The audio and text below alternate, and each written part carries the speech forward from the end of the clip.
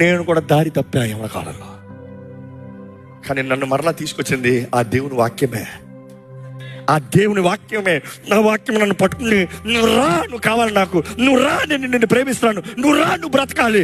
3 సార్లు చచ్చిపోతాను నేను అటెంప్ట్లు చేశాను. 3వసారి అయితే మరీనా బీచ్ సముద్రంలోకి వెళ్ళిపోయా. చెన్నైలో ఈత రాదు, చచ్చిపోతాను వెళ్ళిపోయా. ఒకసారి అయితే పెద్ద బిల్డింగ్ పైకి వెళ్ళి, ఆ బిల్డింగ్ పేరు చెప్తే బాగోదులే కానీ కొంచెం సేఫ్టీ రీజన్స్ కొరకు అక్కడ నుండి దూకేద్దాం అక్కడ.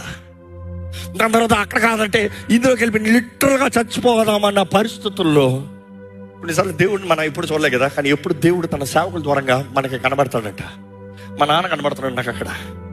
రే వద్దురా, రే వద్దురా, చచ్చిపోతామన్న పరిస్థితుల్లో ఆ దోషముతో, ఆ భారముతో, ఆ గిల్ట్, నేను ఇంకా బాగుపడలేను, నేను ఇంకా బ్రతకలేను, నా కుటుంబానికి నేను అవమానము, మా నాన్న సేవకు నేను సిగ్గు, నేను చచ్చిపోయి అడ్రస్ రాకుండా పోతున్నా బెటర్ అనుకున్నా నా యవన కాలంలో. కానీ దేవుడు పిలుస్తూ ఎట్లా బయటకు వచ్చా నాకే తెలియదు. అంత లోతుకి వెళ్ళి చివరిగా చెప్పిపోదామని వచ్చా.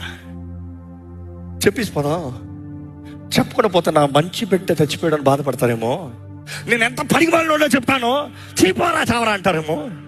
అప్పుడు వెళ్ళి ధైర్యం ముదుకెద్దాలని వచ్చా. ఒకరోజు అప్పుడే మా నాన్నగారు మీటింగ్ నుండి వచ్చి ఆయన ఇంకా సూట్ కేసులు అన్నీ అన్ప్యాక్ చేసుకుంటే అక్కడ కూర్చొని ఉంటారు బెడ్ మీద. నేను వచ్చి మీతో మాట్లాడాలి, చెప్పరా అన్నారు. నాకు ఇంకా కళ్ళు ముందా కబోర్డ్కి అట్లా వెనకాల అనుకుని తలక కింద పెట్టుకుని నేను చాలా చెడ్డ ఉన్నాడు. మీరు అనుకునేవాడిని కాదు, నేను ద్రోహిని, నేను చాలా పాపాలు చేశా, నేను బ్రతుకుతానికి తగను, నేను చచ్చిపోదామని చాలా అటెంప్ట్ చేశాను, నేను చచ్చిపోవాలనుకుంటా, చెప్పిపోదాం అనుకుంటున్నాను అని ఏడుస్తూ ఒప్పుకుంటూ అంటే నా నాన్నగారు తిడతారన్నా. నేరుగా లేచి నా దగ్గరకు వచ్చారు. ఆయన కన్నీటితో అత ఏం మాట్లాడలే, నా మీద చేయి పెట్టి ప్రార్థన చేస్తాం ప్రారంభించారు. ఆ రోజు ప్రార్థన చేసేటప్పుడు మొదటిసారి నా జీవితంలో ఒక అగ్ని, అలాగే నా స్పైన్ అంతా, నా దేహం అంతా అగ్ని కాల్చబడుతుంది. అలాగా ఒప్పుకుంటున్నా, ఏడుస్తున్నా, ఒప్పుకుంటున్నా. ఆ రోజు నుండి నా బ్రతుకు మారిపోయింది. ఆ రోజు నుండి మరలా పాపపు జోలికి వెళ్ళా. ఆ రోజు నుండి అప్పటికే ఎన్నో సంవత్సరాలు, 3.5 సంవత్సరాల ఆ జీవితంలో కోల్పోయాను.